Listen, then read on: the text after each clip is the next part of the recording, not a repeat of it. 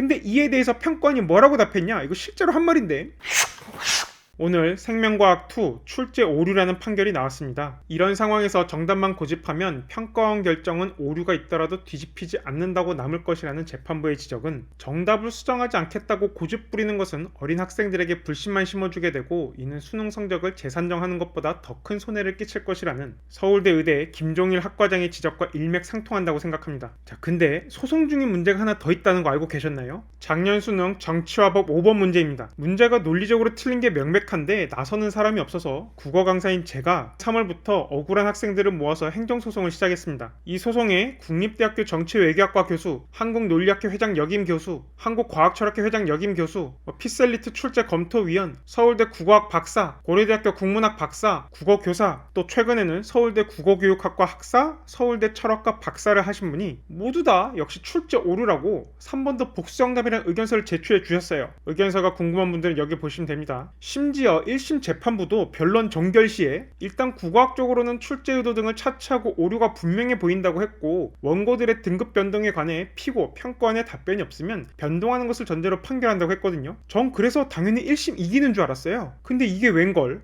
도무지 납득할 수 없는 이유로 점철된 패소 판결문을 받았어요. 도무지 승복을 할 수가 없어서 저번 주 월요일에 항소 이유서를 제출했고 이 항소 이유서를 고정 댓글에 올려두겠습니다. 1심 판결문 판단 전체가 삽입되어 있기 때문에 이 사안에 관심이 있는 기자분들, 전문가분들은 꼼꼼하게 그 내용을 검토해 볼 수 있을 거예요. 항소 이유서에서 다루는 논점이 많은데 중요한 5개를 꼽아보면 이렇습니다. 먼저 문장의 해석. A와 B는 각각 X와 Y 중 하나이다. 이하 A, B, X, Y 문장이라고 부를 텐데 평가원은 A, B와 X, Y가 1대1 대응되는 경우만을 허용하는 배타적 해석만이 옳다고 합니다. 논리적인 이유는 없고요. 그냥 항상 그렇게 출제해 왔대요. 근데 원고 학생들을 비롯하여 많은 전문가분들은 국어학적으로 상식적으로 1대1 대응뿐만 아니라 A, B가 모두 X인 경우 또 A, B가 모두 Y인 경우 즉 2대1 대응도 허용한다. 이 문장 구조는 포괄적 해석이 옳다라고 주장합니다. 이에 대해 서울대학교 국어학 박사님께서도 당연히 이 문장은 A, B가 모두 X이거나 모두 Y인 경우를 허용한다고 했어요. 국립대학교 정치외교학과 교수님도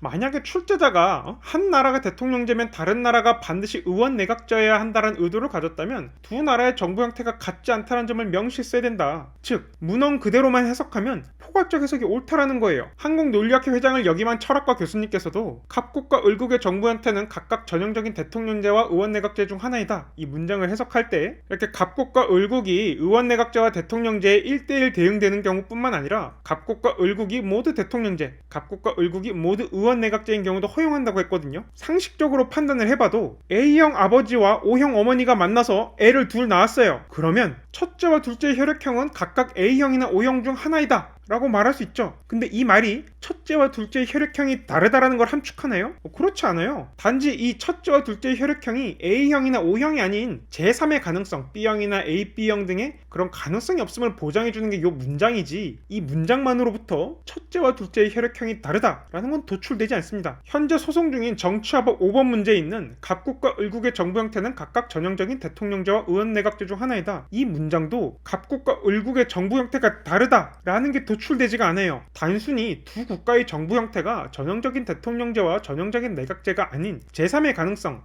민주주의 국가가 아닌 다른 정부 형태라든가 혹은 이원 정부제 같은 그런 제3의 가능성이 없음을 보증해주는 문장일 뿐이지 이 문장으로부터 각국과 을국의 정부 형태가 다르다는 건 도출되지 않습니다. 또한 평가원 주장의 반례도 찾아볼 수가 있어요. 2020학년도 7월 고3 교육청 생명과학 문제인데 문제에 A와 B는 각각 손해와 이익 중 하나이다라고 써있어요. 그때 옳은 설명이 뭐였냐면 A, B는 모두 이익이다 였거든요. 즉 A와 B가 모두 손해이거나 A와 B가 모두 이익인 경우를 이 문장은 다 허용합니다. 근데 이에 대해서 평가원이 뭐라고 답했냐? 이거 실제로 한 말인데 전국연합학력평가 문제의 경우 이 교육청 문제의 경우 피고 평가원이 출제하지 않는 문항이니 이 소송에 적용할 수가 없다. 아니 왜 적용할 수가 없죠? 그리고 또 찾아보니까 평가원이 감수한 EBS 수능 완성 생명과학 2에 A와 B는 각각 A, G, T, C, U 중 하나이다라는 문장이 있고 그때 옳은 설명이 뭐였냐? A와 B는 모두 사이토신이다. 이게 정답이었어요. 이거에 대해서 평가원은 뭐라고 했냐? 출제자의 출제 의도를 존중한대요.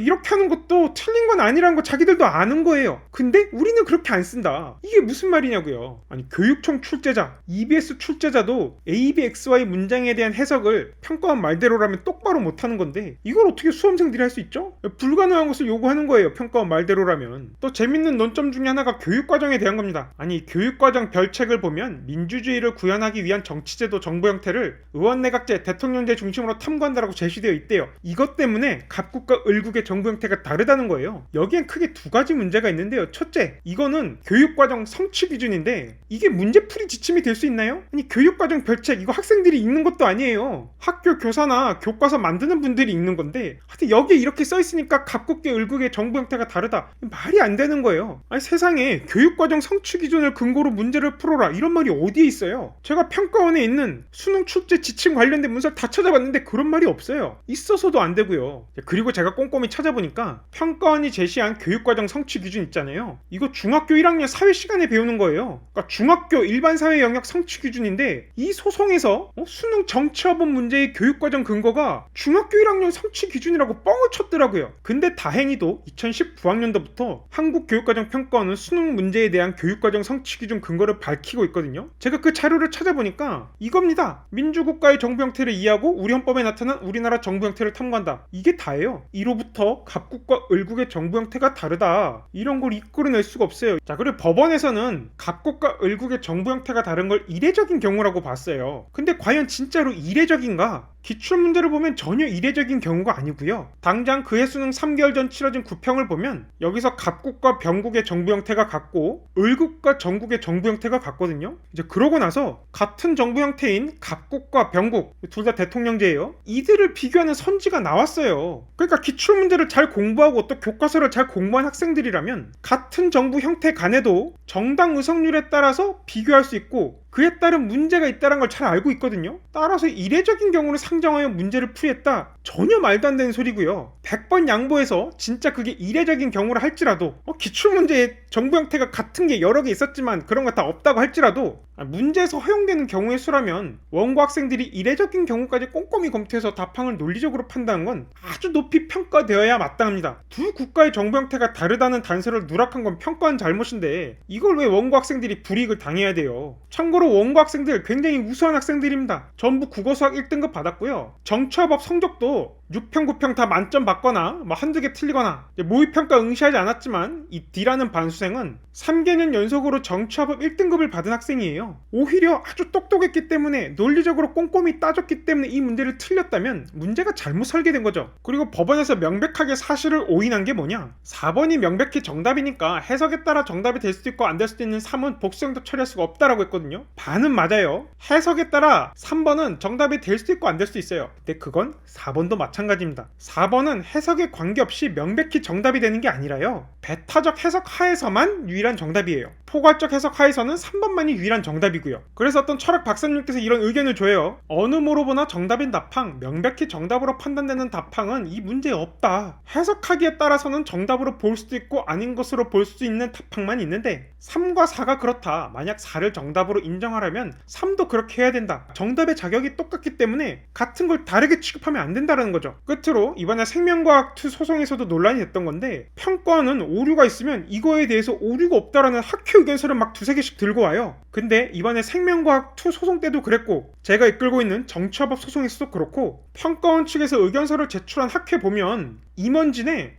교육부, 한국교육과정평가원 이사가 이만큼 있어요. 이 자문 의뢰가 아니라 자문 자답이죠. 참고로 몇 년 전에 세계지리 출제 오류 소송 때도 당시 2심 재판부에서 이렇게 말합니다. 야, 니네들이 제출한 답변, 그 학회 의견서 보면 외부의 영향을 받지 않고 정상적인 과정을 통해 작성된 건지 의심이 든다. 도무지 받아들이기가 어렵다 라고 합니다. 이거 인터넷에 다 공개되어 있는 판결문이니까 검색해보면 다 떠요. 찾아서 전문을 읽어보면 야 진짜 통탄을 금치 못할 겁니다. 다들 알다시피 저는 사회탐구 강사가 아닙니다. 일개 국어 강사인데 이 소송에 왜 이렇게 많은 돈과 시간을 쏟고 있느냐? 말 그대로 제 양심 때문이에요. 제가 가르치는 거는 문장의 의미를 객관적으로 파악하고 논리적으로 판단하는 건데 논리적으로 엄밀하게 추론했다는 이유로 불이익을 받는다면 저는 더 이상 논리적 사고를 가르칠 이유가 없어요. 시험뿐만이 아니라 이 사회도 논리적이길 바라는 한 명의 시민으로서 이 억울해하는 수험생들을 그냥 지나칠 수가 없었고 그래서 올해 3월부터 진짜 얼마나 많은 밤을 새우고 또 많은 에너지를 투입했는지 모릅니다. 사실 이 사건 언급하는 게 저도 너무 필요하고 힘들어요. 하지만 곧 2심이 시작되고 많은 분들의 관심이 필요하기 때문에 이렇게 영상을 찍어 봅니다. 참고로 소송이 제기된 후에 뒤늦게 이 소송 소식을 알고 미처 원고로 참여하지 못한 학생들이 제법 있거든요. 그중 최근에 온 메일의 일부를 소개합니다. 사실 이의 제기가 받아들여지지 않았을 당시엔 어른들도 사회도 참 미웠었는데요. 그래도 선생님 같은 분이 계시니 참 다행이라는 생각이 듭니다. 너무 감사해요. 네, 근데 아직은 제가 감사를 받을 자격이 안 돼요. 2심에서 이겨야, 그래서 억울한 학생들이 정의를 회복해야 그때 저도 그런 감사를 받을 수 있을 것 같습니다. 이 영상 여기까지 봐주셔서 정말 감사드리고 많은 사람들이 알 수 있도록 공유 부탁드리겠습니다. 감사합니다.